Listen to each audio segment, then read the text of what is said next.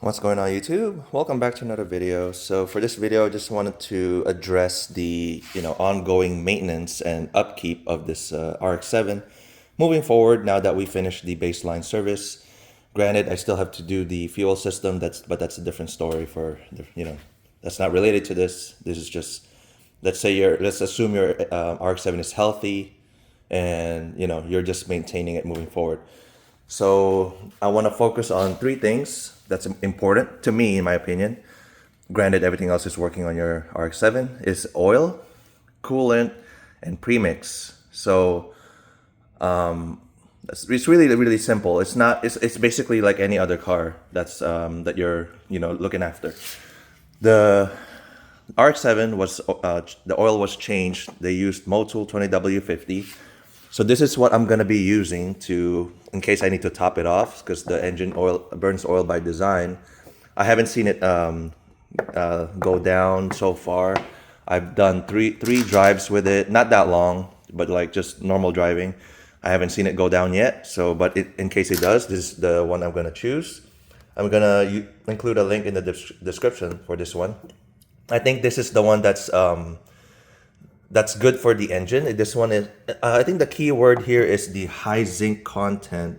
I think people have said that the high zinc is the one that helps the engine just stay healthy. I'm not an expert on oils and stuff like that, but this is the shop used Motul 20W50, so I'm gonna keep using that type. And this is a 2-liter. They offer a 5-liter as well on Amazon. So when it's due for me to change the oil at 3,000, I'm gonna be using the 5-liter size and just go from there. And when I say coolant, the next one is coolant. The coolant cooling system, you fill it up right here. You check the level here and here. So this is a dipstick. There's a full and an empty line. Just keep it on the close to full or full at the full line. And then this one also topped up to like the neck part. So that's really it. So make sure those are if it starts going down, that means that's the indication that the engine is eating some kind of coolant somewhere, and or it overheats because of other reason and it's spilling out somewhere or evaporating. So monitoring this and the oil kind of gives you an idea of how your engine is running. So is it consuming too much oil? Is it consuming coolant at all or not at all? Or so monitoring those two things every other drive, every other fill up. Just I know it's an extra work, but the car is special and it takes extra attention. And with that, so those two things we addressed. I'm using Peak, just basic AutoZone, green coolant for Asian vehicles, Japanese vehicles. This is it even says here that it's for Mazdas 1990 and newer, so it's right there for the RX-7, and you can get this for so cheap. It's nothing crazy. So you just fill it up at the filler neck and top off the overflow if you want. And if you want, well, you have to have some level at the overflow as well, because actually, if something happens with the filler neck area, it takes stuff from the overflow and it levels out in between those two things. So make sure that you have level on those two. That's why I mentioned that. So now the gas, when you're filling up your gas, you add the premix. So I still have the OMP here, the oil metering pump. So it's still working. It's doing its thing. Everything's good. So if you have an OMP, people say to add half an ounce for every gallon of gas. So every time you fill up, you can do that. Honestly, you can do that anytime. Some people say to do the premix first and then gas, but I don't know how much gas I'm gonna get. I can't think of it that way. I just can't. My mind just can't work like that. So what I do is I just do it after. It doesn't matter. Once the car gets shaken up, the oil goes all the way down. It goes down. It's heavier than water. It goes down, and then it settles.